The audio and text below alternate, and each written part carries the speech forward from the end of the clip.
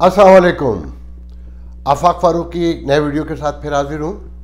मेरे दो मौजू हैं, पाकिस्तानी हैं। एक तो मेरा ख्याल ये है कि सिंध हुकूमत जानने वाली है। ये जो बहरिया टाउन हमला और आसिफ जरदारी को बाहर जाने पे दबाव से लेकर और जो 1.5-2 साल से कहा जा रहा है 18वीं तरमीम और गवर्नर राज, तो अब मैं फाइनली इस नतीजे पहुँचा, मैं उस पर आऊँगा। और दूसरा, ये जो जर्नलिज्म पे हमला हो चुका ऑलरेडी, हामिद मीर की शक्ल में, तूर की शक्ल में, अफसार आलम की शक्ल में, और अब वो जो फेडरल अथॉरिटी बनाने जा रहे हैं, उस हवाले से मेरी कल एक पाकिस्तान के एक नामवर सीनियर तरीन जर्नलिस्ट शाहीन शबाई से गुफ्तगू हुई है। और तो जो उसमें से जो मैं कोट कर सकूँगा, मैं यकीन, मैंने उनसे इजाज़त नहीं ली है। मैंने पहले सोचा था कि मैं इजाज़त लूँगा, फिर मैं अचानक भूल गया और आके सामने बैठ गया। तो बहरहाल, तो देखें, बात यह है कि 18वीं तरमीम फेडरल गवर्नमेंट के लिए, इस्टेब्लिशमेंट के लिए कहना चाहिए, एक इशू बनी हुई है। और ये बात तो मेरे इल्म में कम से कम 5 साल पहले से है कि कराची से एक MKM के एक धड़े के यहाँ जो ISI को रिप्रेजेंट करते हैं, उन्होंने न्यूयॉर्क आके तकरीर की कि ये 18वीं तरमीम अगर रही तो मुल्क टूट जाएगा और कराची उसी शक्ल में बचेगा कि अगर 18वीं तरमीम ख़त्म हो जाए, वरना सिंध पीपल्स पार्टी उसे फारिग कर देगी। तो वहाँ से मुझे अंदाज़ा हो गया था कि फिर इमरान खान कैसे आए, कब आए, ये एक अलग स्टोरी है। और उसके बाद से आप देखें, सदारती इंतखाबात, 18वीं तरमीम, गवर्नर राज, आज हुकूमत जारी है, कल जारी है, और फिर करप्शन एक बहुत बड़ा इशू है सिंध में, एंड विच इज़ ट्रू। कल मेरे छोटे भाई हैं, आप सब जानते होंगे, अक्सर ये जानते होंगे, फैसल अजीज़, जो बोल्ड टेलीविज़न के CEO भी हैं मेरे ख्याल में, और प्रोग्राम भी करते हैं। तो उन्होंने कल अपने वीलॉग में एक खौफनाक इंकशाफ किया, जो हंस हंस के मेरा बुरा हाल और बहरान, बेशर्मी और ढिठाई पे और जमहूरियत को सलाम करने को जी करता है कि मेरे शहर सखर, जहाँ मैंने आपको पिछले दिनों जब मैं पाकिस्तान गया तो वीलॉग किया और दिखाया कि मुजीब पीरज़ादा जैसे और हफीज़ पीरज़ादा जैसे घरों के सामने पानी खड़ा हुआ है और सड़क नाम की कोई शय ही नहीं है। और वो जो कभी शहर हुआ करता था, उसे देहात से भी बदतर हालत में तब्दील कर दिया गया। उस शहर पर पीपल्स पार्टी ये कहती है कि उसने 700 अरब रुपए खर्च किए हैं गुज़िश्ता 10 साल में। अल्लाह माह लफीज, मतलब ठिटाई मैं क्या कहूँ, मुझे तो वो लफ्ज़ कहते हुए अच्छा नहीं लग रहा। एक वुमेन यूनिवर्सिटी का साइन देखा नेशनल हाईवे पे, जहाँ से आप मोटरवे से लाहौर से उतरते हैं, और वहाँ जो शहर जो है, मैंने उस पर वीडियो किया था कि उस जगह पर जो नेशनल हाईवे का हाल है, कोई तसव्वुर भी नहीं कर सकता सिविलाइज बस्ती में रहने वाला कि एक कौमी शाहरा का वहाँ जो हाल है। वहाँ एक साइन देखा था, एक कचरा कुंडी में वुमेन यूनिवर्सिटी का। इस तरह के सुना, 1-2 और प्रोजेक्ट किए हैं, जैसे वो कहते हैं ना सिंध में, तो मैंने खुद भी देखा है कि जी स्कूल खोल दिए हैं, वहाँ भैंसें बंधी हुई हैं। तो इस सिचुएशन में अगर फेडरल गवर्नमेंट, देखें, आईनी तौर पे तो नाजायज़ रही है, गैर कानूनी है, नाइंसाफ़ी है, मगर जब दूसरी पार्टी भी बेशर्मी की आखिरी हद पर उतरी हुई हो और उसे ये यकीन हो कि ये मुल्क नहीं बचना, जितना लूट सकते हो लूट लो, जितना खा सकते हो खा लो। मतलब मैं गवाह हूँ कि मुझसे पीपल्स पार्टी के सीनियर तरीन लोगों ने कहा है कि इन गुज़िश्ता 10 सालों में तो इन्होंने चौकीदार की नौकरी के भी पैसे वसूल किए। मैं ऐसे वज़ीरों को जानता हूँ जिनके दामाद जो है MPA बने और हॉस्टल में रहते हैं। अगर उन्होंने कहीं ट्रांसफ़र किसी उसके ससुर ने करवाया तो उन्हें मैसेज भिजवाया, मैं नाम लेके बता रहा हूँ, पीर मज़हरुल हक, जिसकी यानी कि भाई की बीवी जो यहीं अमेरिका में रहता है, फरजाना राजा, भागी हुई है, इसी मुल्क में कहीं छुपी हुई है। और यहाँ से भी जब वज़ीर बनने गई थी, अल्लाह मा अल हफीज़, जिन हालात में यहाँ के लोगों से छुप के भागी थी, कर्ज खाओं से, अब वहाँ से छुप के भाग कर यहाँ छुपी हुई है। वहाँ के लोगों से भी छुपी हुई है, यहाँ के लोगों से भी छुपी हुई है। और वहाँ क्या टोर थी, कहाँ से कहाँ पहुँचा दिया। तो बहरहाल मैं बता ही रहा था कि इन्होंने एक एक मकाम पर पैसे खाए। और यकीन है मुझे ऐसा है कि मैंने आपको कई बार बताया कि जब जरदारी साहब यहाँ रहते थे, वो कहते थे कि पाकिस्तान बाल्टिक स्टेट की तरह टूटेगा, जैसे रशियन स्टेट टूटी, सेंट्रल एशिया जिसे कहते हैं। और ताजिकिस्तान, उज़्बेकिस्तान और ये सारे मुल्क उभरे, तो उनका ये यकीन कामिल है। तो उसकी रोशनी में जब मैं ये लूट मार देखता हूँ तो मुझे यकीन है कि उन्हें बिल्कुल तय हो चुका है कि ये मुल्क नहीं बचेगा जिस तरह से उन्होंने लूट मार की है, वरना ऐसे तो मुमकिन नहीं है। और देखें, ये पीपल्स पार्टी अंदरूने सिंध बिल्कुल MQM है सिंधियों की, कि जैसे कराची के लोग MQM के बारे में कुछ सुनना पसंद नहीं करते थे या खौफ का शिकार थे, दोनों शक्ल में वोट उसी को पड़ता था, तो वहां पर भी यही हाल था। मगर अब ऐसा नहीं है। अब सिनेरियो को जरा गौर से देखें। पीर पगाड़ो GDA पूरा, जिसमें कौम परस्त सिंधी, अच्छा ये सब इस्टेब्लिशमेंट के गमाश्ते कहूँगा मैंने, ये सब के सब हमेशा से उसी के साथ जाते हैं, चाहे वो कादर मक्सी हो, GS सिंह का कोई भी धड़ा हो और पीर पगाड़ो हो, ये सारे लोग वहीं के GHQ से आग लेते हैं। फिर साथ में MKM जो शहरी इलाकों में, कराची में एक बहुत बड़ी अक्सरियत है उनके पास, फिर हैदराबाद में, मीरपुर में, सखर में, तो ये असल शहर तो यही है ना। और फिर साथ में PTI, देखिए PTI के उम्मीदवार को 2018 के इलेक्शन में मेरे शहर सखर से 60,000 वोट पड़े थे, जबकि वो कोई नामवर आदमी भी नहीं था, काम भी नहीं किया था। और उससे पहले 2013 में जिस लड़के को कोई जानता ही नहीं था, जो बाहरी घर से नहीं निकला, जिसने कैंपेन नहीं चलाई थी, उसको भी एक बहुत बड़ी तादाद में वोट पड़ गया था। तो वोट PTI का भी मौजूद है। इमरान से बेवकूफ़ ये भी बनने को तैयार है जो लूट मार इन्होंने देखी है। तो अगर इन सबको जमा करें ना, तो पीपल्स पार्टी सुकड़ गई है, शेंग हो गई है। अब वो बहुत सारे लोग उसके साथ नहीं है, अवाम साथ नहीं है। वो लूट मार देख रहे हैं कि 700 अरब रुपए सखर जैसे शहर में आए और खा लिए गए, और कहते हैं कि जनाब हमने बड़ी तरक्की की। अच्छा, कराची में तो वो खर्च ही नहीं करना चाहते। वो देखें कराची में खर्च क्यों नहीं करते। जब मुशर्रफ के दौर में MKM का झंडा ऊपर था और वज़ीर आला सिंध गुलाम अरबाब रहीम थे, क्योंकि ये तय हो चुका है कि इस मुमलिकत खुदादाद में कि सिंध में उर्दू स्पीकिंग वज़ीर आला नहीं बन सकता, गवर्नर बन सकता है। मतलब ये मेरिट देखें, ये रियासत मुसलमानों की यकसानियत के लिए कायम हुई थी कि उनके बराबर के हुकूक होंगे। यहाँ सिंध में उर्दू स्पीकिंग, क्योंकि इनका 40% कोटा है, जो भुट्टो साहब तय कर गए थे, 60% सिंधियों का कोटा है, वो 40% भी अब तो नहीं मिलता, कि वज़ीर आला नहीं बन सकता। मुशर्रफ के दौर में पीक था MKM का, मगर वज़ीर आला फिर भी नहीं बने। तो बाकी वज़ीर दाखिला भी यही थे, हर कुछ इन्हीं के पास था। तो इन्होंने सारा बजट सिंध का खा लिया और कराची पे लगाया, या खा गए, ये अल्लाह बेहतर जानता है। तो जो पीपल्स पार्टी के दिमाग में वो बैठा हुआ है कि इन्होंने हमारा 10 साल बजट खाया था, तो अब वो कराची का बजट खा रहे हैं और वो सिंध का तो खा ही रहे, कराची का भी खा रहे हैं। तो अब जमा करें PTI, GDA, MQM और ये सब मिला के जो मुखालिफ ग्रुप है, फिर इस्टेब्लिशमेंट के छोटे छोटे और ग्रुप हैं, जैसे डॉक्टर सलीम हैदर जो कभी MKM में होते थे, इस तरह के दर्जनों ग्रुप हैं जो फौज को सपोर्ट करते हैं। तो अगर ऐसे में गवर्नर आज आ जाए या असम्बली उठा के फेंक दी जाए, या अच्छा इसी तरीके से कौमी मंदिर पे देखें कि पीपल्स पार्टी तो पंजाब में नहीं है ना। पंजाब में कौन है? PTI है और जनाब मुस्लिम लीग नून है, जिसके आसिफ ख्वाजा जेल में इसलिए कि वो मंदिर पे नहीं रहना चाहते हैं, क्योंकि वो फौज के ग्रुप कहलाते हैं मुस्लिम लीग नून में, बाजवा ग्रुप।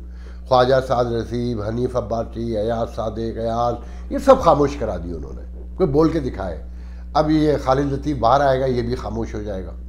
तो अगर इस वक्त कौमी हुकूमत बन जाए तो कहीं से कोई देखे, खैबर पख्तूनख्वा में तो ऑलरेडी PTI की हुकूमत है, अगर वहाँ कौमी हुकूमत बन जाए तो उन्हें तो कोई एतराज़ नहीं होगा।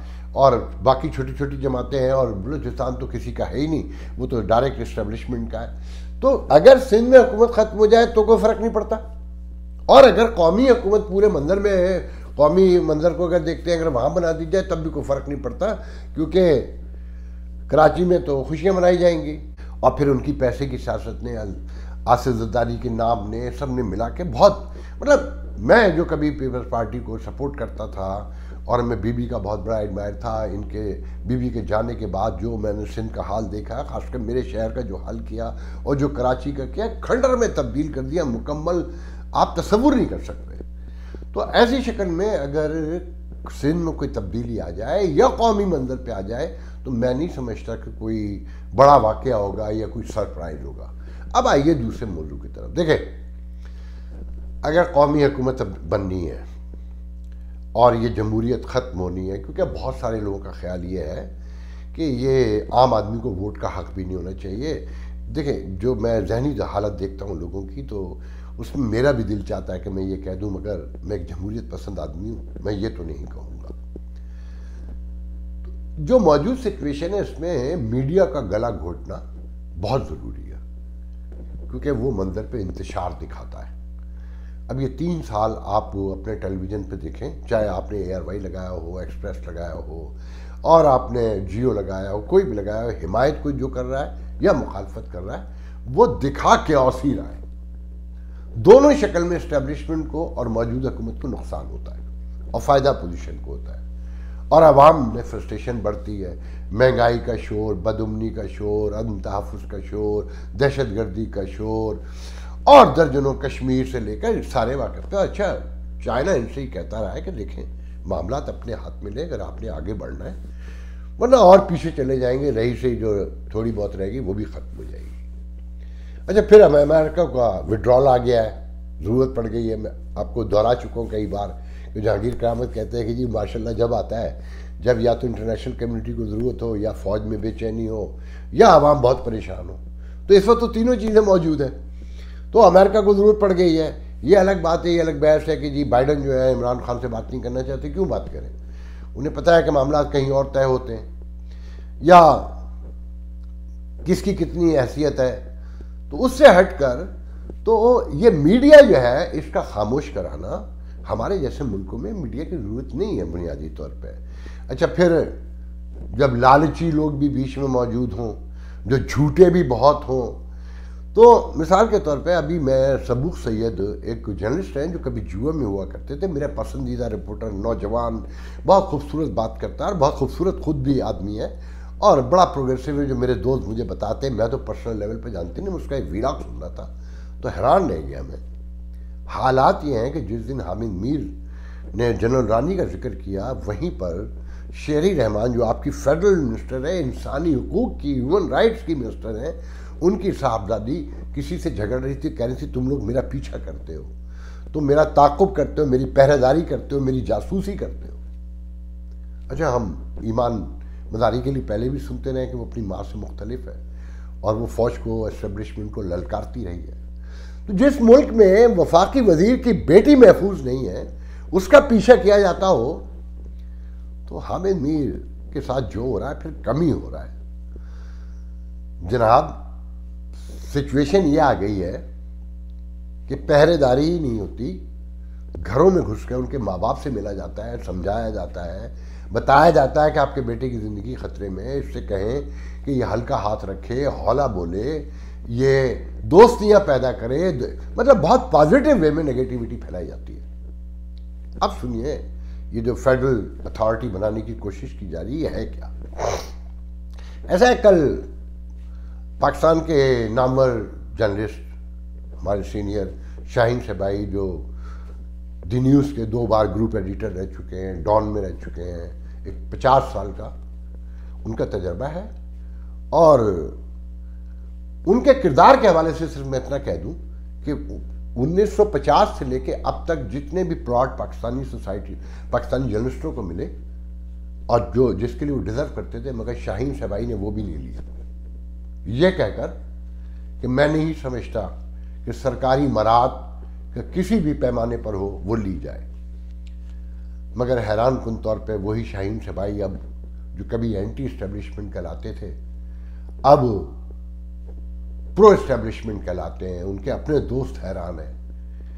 मैं उनका इंतहाई एहतराम करता हूँ कि मैं उनसे लर्न करता हूँ, गुफ्तगू करके सीखता हूँ उनसे कुछ ना कुछ। उनका तजर्बा है। मुशर्रफ के दौर में वो सबसे हरावल दस्ते किससे कहना चाहिए सालार थे हमारे सहाफ़ियों के, मुशर्रफ की फाशिज़म के ख़िलाफ़, और यहीं वाशिंगटन में थे, मगर अब वो यहीं से बैठकर हिमायत करते हैं पीटीआई की भी, हुकूमत की भी, उसके ऐसे इक़दामात की भी और इस्टेब्लिशमेंट की भी। तो कल उनका मुझे फ़ोन आया कि ये फेडरल जो अथॉरिटी बन रही है मीडिया के हवाले से, तुम इसे कैसे देखते हो?